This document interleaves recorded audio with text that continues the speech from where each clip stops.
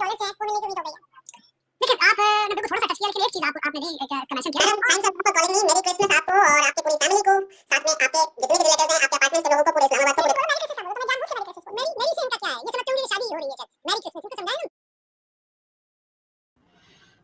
अस्सलाम वालेकुम, नमस्कार, सत श्री अकाल एंड गुड इवनिंग। मैं हूं आरज़ू काज़मी और आप हमेशा की तरह से देख रहे हैं भेजा फ्राई। जी हाँ, भेजा फ्राई के नए एपिसोड के साथ हम हाजिर हैं।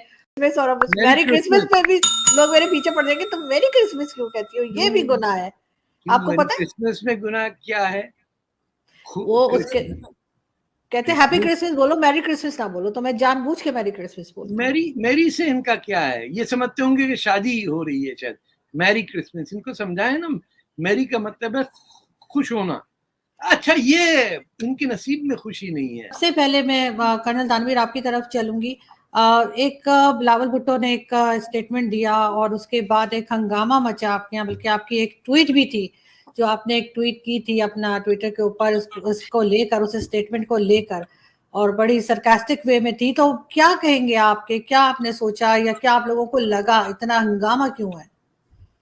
देखिए, बिलावल भुट्टो के स्टेटमेंट एक जगह पे है और जो रिएक्शंस पाकिस्तान में देखने को मिल रहे हैं एंड साइमल्टेनियसली जो रिएक्शंस इंडिया में देखने को मिल रहे हैं, आई थिंक ये पूरा डोमेस्टिक पॉलिटिक्स का खेल न्यूयॉर्क में खेला गया। क्या उससे रियल और रियल पॉलिटिक्स में फर्क पड़ेगा?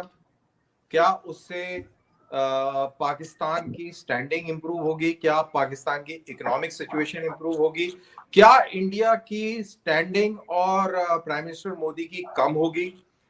इस पर सवाल है और इसका सीधा सा आंसर है कि ऐसा कुछ भी नहीं होगा।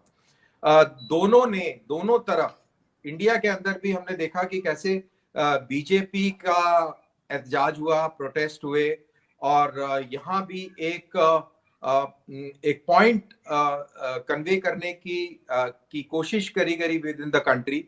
एंड साइमल्टेनियसली मैं देख रहा हूं कि 24 घंटे के अंदर अंदर पाकिस्तान के अंदर भी बिलावल भुट्टो को लॉन्च पैड से, मतलब ऐसा लगा कि ये लॉन्च पैड था और यहाँ से प्रोजेक्ट कर दिया गया है। तो जो फोटोग्राफ डाली थी पीपल्स पार्टी के हैंडल ने, जिसमें बहुत बड़ा इज्तिमा इकट्ठा हुआ है और झंडे वंडे लहराए जा रहे हैं, और मतलब कि it appeared as if it is a victory march. Now मेरा पॉइंट ये है कि जैसे ही आप लार्जर डिबेट को छोड़कर और आप रीजनल और सब रीजनल लेवल पर आ जाते हैं, पार्टी पॉलिटिक्स में आ जाते हैं, तो इसका मतलब ये है कि you are missing a point big time.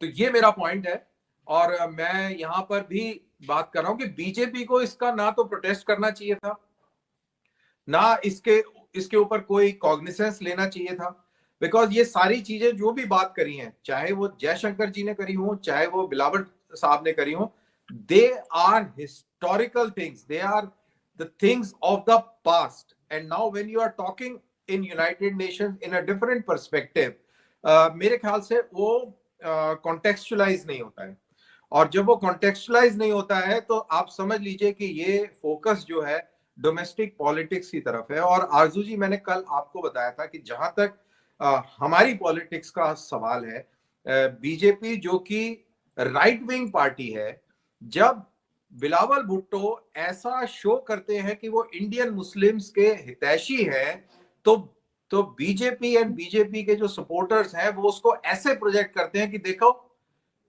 हमारे जो मुसलमान हैं इनके हितैषी ये है। That means there is a consensus between. वापस आ गया, उन्होंने कोई प्रेस कॉन्फ्रेंस भी शायद की है वहां जब वो अमेरिका में थे, उस पर आप क्या कहेंगे? और दूसरा, पंजाब असेंबली में एक बार फिर हंगामा है और यही कहा जा रहा है कि जो चीफ मिनिस्टर है उसको चेंज करेंगे। देखिए आरजू, इस वक्त आपका लाहौर है जो वो बिल्कुल इस तरह है जिस तरह रेत की बोरियां पड़ी हैं और पुलिस घूम रही है, एम्बुलेंसें घूम रही हैं। जमान पार्क के आसपास सिर्फ सारी रेत की बोरियां हैं वहां पे पड़ी हैं।